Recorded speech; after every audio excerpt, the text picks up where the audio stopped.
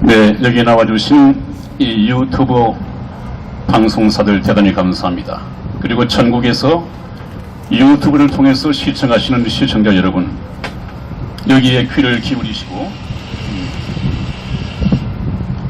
여기 참석은 못했지만은 이 자리에 귀를 기울이시고 연사들이 하는 얘기를, 특히 하나님께서 말씀하신 이 말씀을 전하는 우리 목사들의 연사에 귀를 기울여 주시면 대단히 감사하겠습니다. 방금 우리 강비란 목사님께서 얘기를 했습니다마는 우리 대한민국은 절대 공산화되거나 망하지는 않을 것입니다. 왜냐하면 우리나라의 운명은 이미 결정되어 있습니다, 여러분. 우리나라를 정치권 내에서 해결할 것이냐, 공권력에서 해결할 것이냐, 우리나라의 어느 정당이 할 것이냐, 제가 일찍부터 말씀을 드려왔습니다마는 우리나라의 운명은 어느 태극기 집회에서 운명을 나눌 수 있다, 운명을 바꿀 수 있다, 정치권에서 바꿀 수 있다, 군인들이 바꿀 수 있다, 일찍부터 그것을 부인해 왔습니다. 3년 동안 그렇게 노력을 해왔지만은 태극기 집회에 의해서 변한 것은 전혀 없습니다. 이번에 상당히 태극기가 이래서 되겠는가 하는 이런 의문만 남기고, 이제는 그렇다면 어떻게 새로운 전략을 짜야 하느냐, 이런 숙제를 현실적으로 던졌습니다. 이 숙제는 잠시 후에 선거가 끝나고 나면 정말로 태극기를 사랑하고 나라를 사랑하는 사람이라면 이제는 전혀 새로운 판을 짜야 됩니다. 그때가 가까웠다는 것을 말씀을 드리고, 또 정치권이 어떤 일을 하더라도 여당이 압승을 하든 야당이 압승을 하든 우리나라의 운명은 그 정치권에서 결정되지 않을 것입니다. 하나님께서 제가 항상 말씀을 드려봤듯이 미국의 트럼프 대통령을 통해서 군사적으로 이 문제가 해결될 것입니다. 북한의 김정은은 얼마 전에서 참수될 것입니다. 제가 그런 말씀을 주고 드려왔는데 3월 말이 지났습니다마는 이미 이제 데드라인을 넘기고 오늘, 내일, 매일매일이 바로 D-Day입니다. 그렇게 멀지 않아서 김정은이 참수되는 날을 보게 될 것이고, 우리나라의 이 문재인 정권이 끌어내리자는 것을 여러분들이 목도하게 될 것입니다. 오늘 여러분들에게 드리고 싶은 말씀은 성경 구절 하나 가지고 말씀을 드리는데, 제목이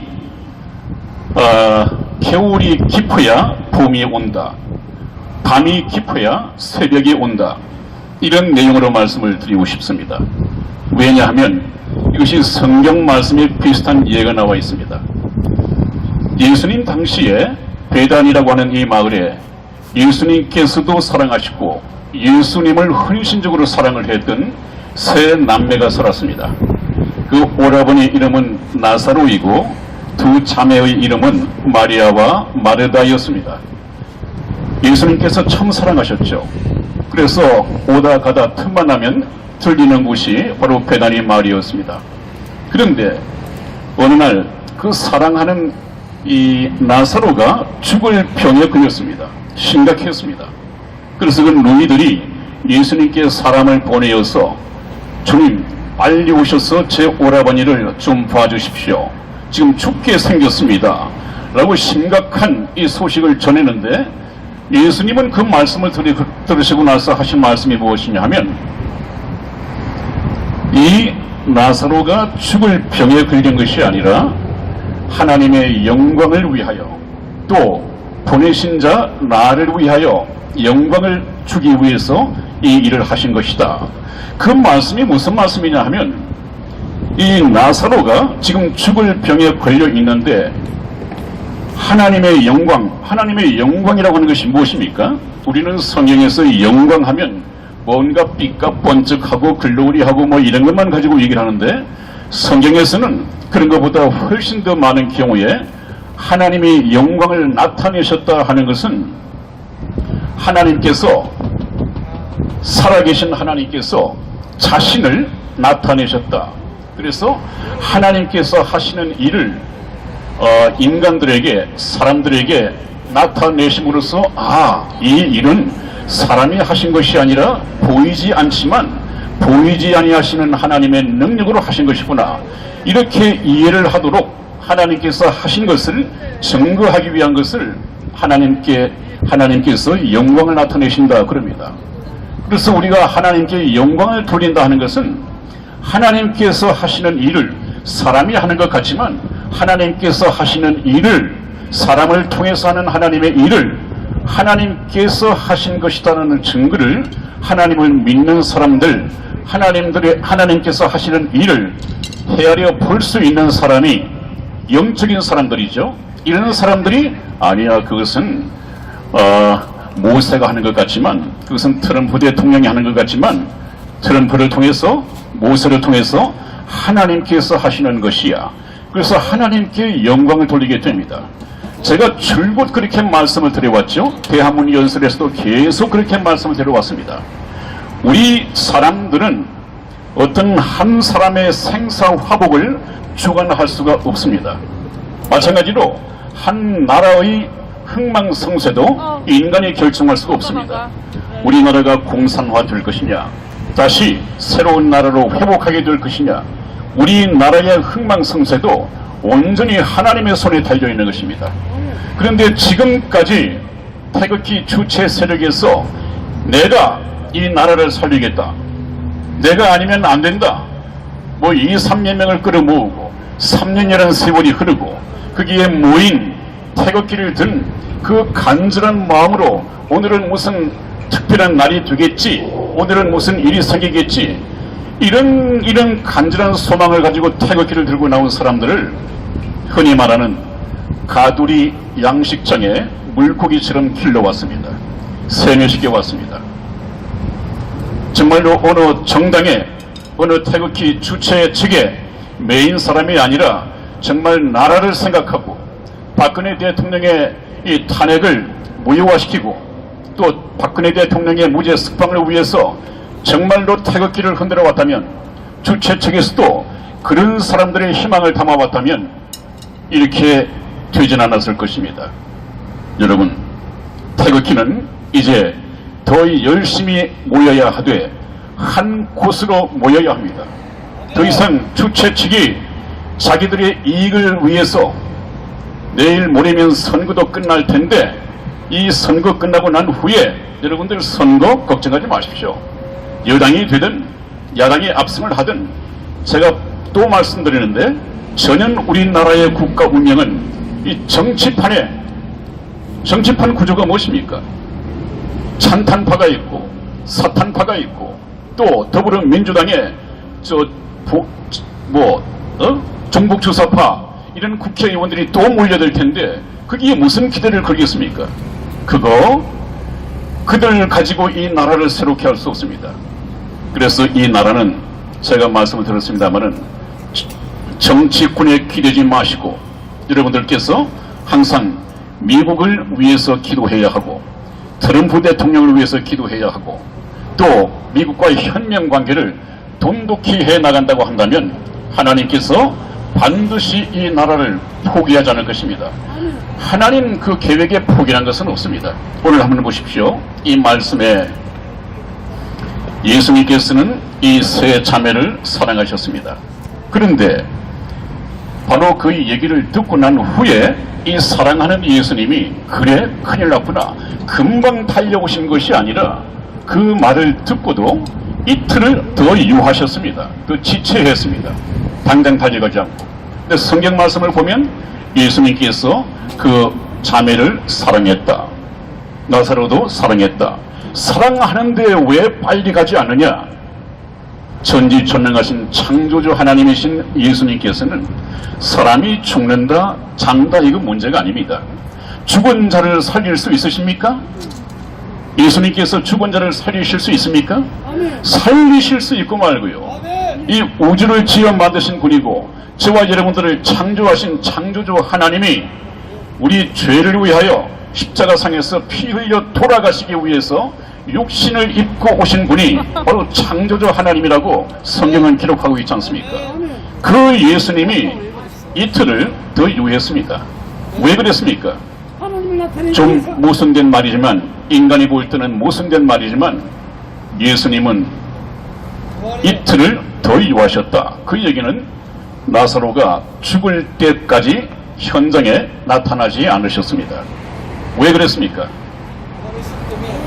예수님께서는 하나님이신데 하나님은 인간이 나로서는 할 수 없다고 절망하고 포기하고 정말로 하나님께 간절히 기도할 때 하나님은 이제 일하십니다. 너희들이 하지 못하느냐?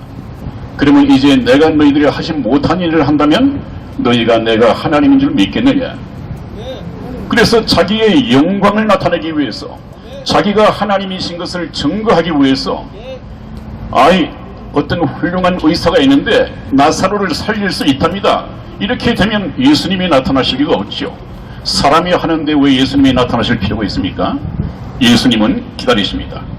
여러분, 지금 우리나라도 사람들이 보기에는 거반 죽게 됐고 거의 공산주의가 된 것 같습니다.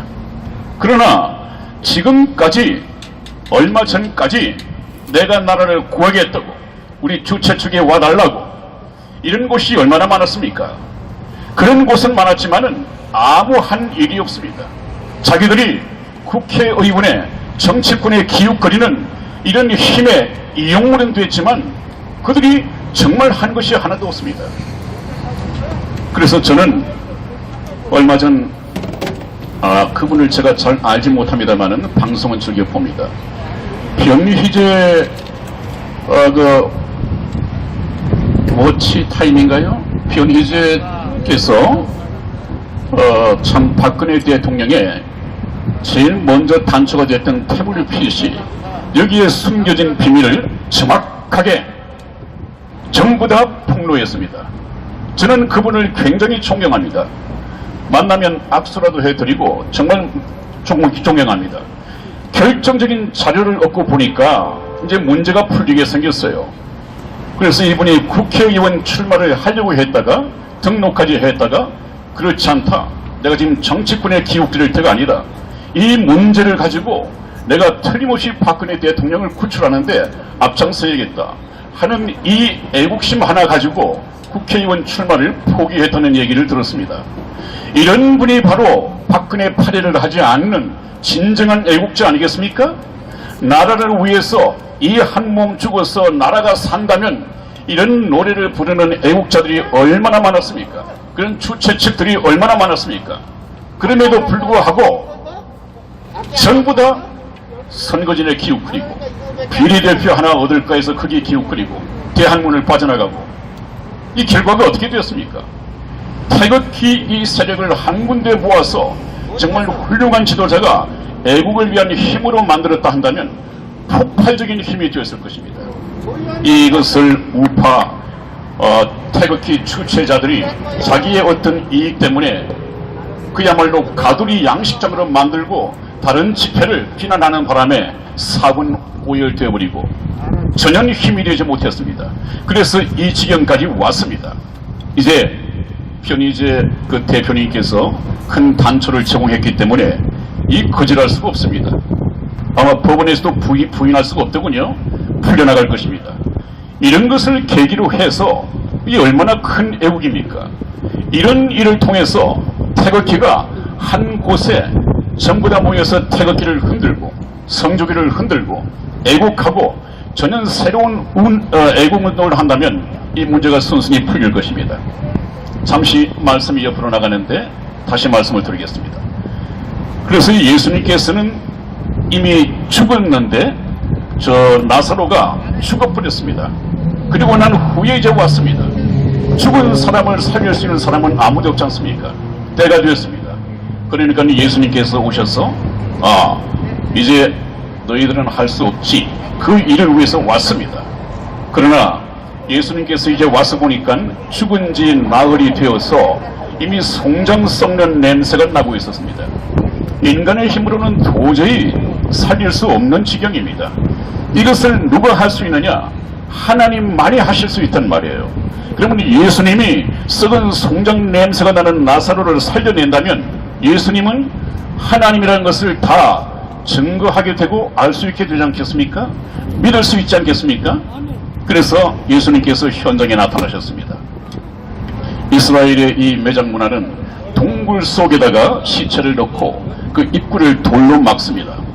그래서 예수님이 와보시니까 동굴 속에 나사로가 시체로 있고 정말 썩은 냄새가 나고 돌로 막아놨습니다. 예수님께서 말씀하십니다. 너희가 저 돌을 옆으로 제껴놔라. 돌을 제끼겠습니다. 돌을 제끼는 것을 보시고 예수님께서 하신 말씀이 무엇입니까? 나사로야, 나오라. 예수님께서 말씀하셨습니다. 예수님께서 명령의 말씀으로 말씀하셨는데 썩은 송장 냄새나던 이 나사로가 나왔습니다. 어떻게 나왔느냐? 얼굴에 붕대를 감고 몸을 칭칭 감은 그대로 나왔습니다.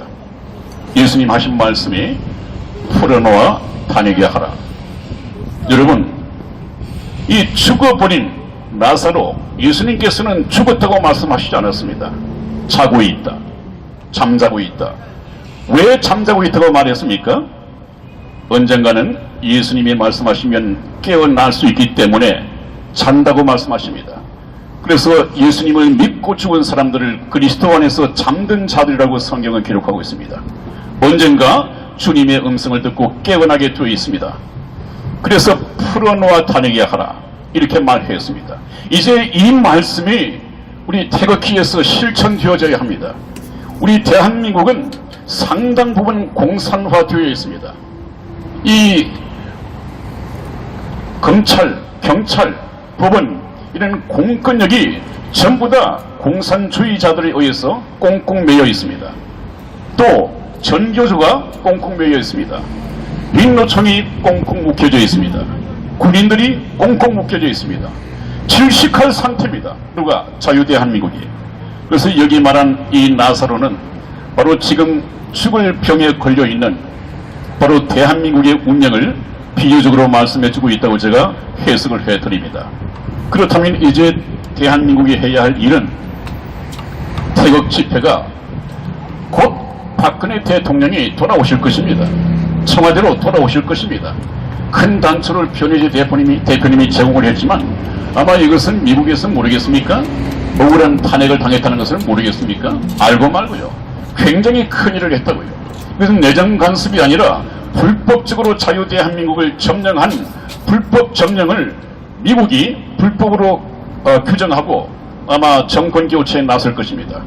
박근혜 대통령은 제가 늘 말씀드려 왔듯이 화려하게 청와대로 복귀하게 될 것입니다. 여러분, 그렇다면 이제 태극기 이 혁명도 좀 달라져야 합니다. 뭘 해야 하느냐?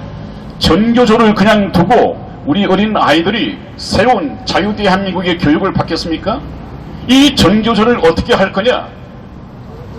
이 나라가 이 모양이 돼도 나라를 지키고 국민의 생명을 지켜야 할 군대, 공권력, 이런 자들이 저렇게 있는데 저들을 그냥 두고 박근혜 대통령만 청와대로 오신다고 해서 이 문제가 해결이 되겠습니까? 나라가 새로워지겠습니까? 이거 꽁꽁 묶여서 공산화 될 뻔했던 이 밧줄들 전부 다 예수님 말씀처럼 풀어야 합니다. 그러면 이런 문제들을 전부 다 담당해서 그 문제를 파고들어서 해결책을 우리 태극기 주최 측에서 많은 인재들을 끌어당기고 사실상 저는 비상대책위원회를 만들어 달라, 그렇게 얘기하고 싶습니다.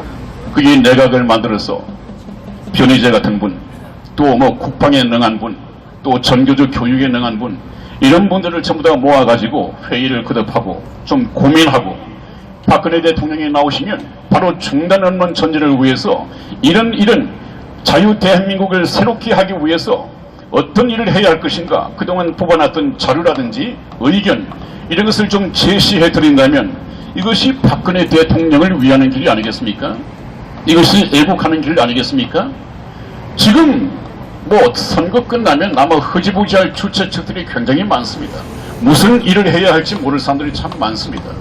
그래서 저는 오늘 이 자리를 빌어서 좀 시청자분들이나 앞으로 태극기를 들고 나오실 분이나 또 태극기를 모으신 분들 좀 주최 측에 강력하게 말씀드리고 싶은 것은 이제는 자기의 사리사욕을 버리고 자기의 이권을 버리고 정말 나라만 생각하고 박근혜 대통령만 생각하는 이 흥국 일념으로 태극기 집회를 좀 주최해 줬으면 참 좋겠습니다. 그렇게 되면 아마 지금 곧 4월 들고 선거 끝나면 집회가 다시 시작되지 않겠습니까? 그렇게 되면 또 나오게 될 텐데 그분들이 한 자리에 모여서 태극기를 흔든다면 얼마나 큰 힘이 되겠습니까? 많은 지식층들도 그 힘을 얻은 태극기 반열에 동참하게 되리라고 확신합니다. 그래서 우리가 힘을 길러야 되는데 많이 기도해 주시고, 특히 미국의 트럼프 대통령이 지금 아마 코로나 때문에 상당히 좀 어려움을 당하시고 계신 것 같아요.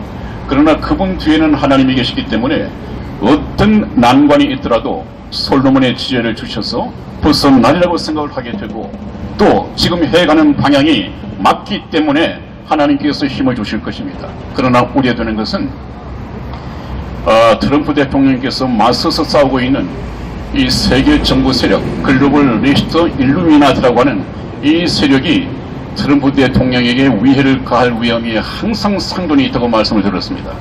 선거가 다가올수록 저 글로벌 리스트들이 트럼프 대통령에 의해서 위기에 몰릴수록 암살할 수 있는 이런 위험이 높아집니다.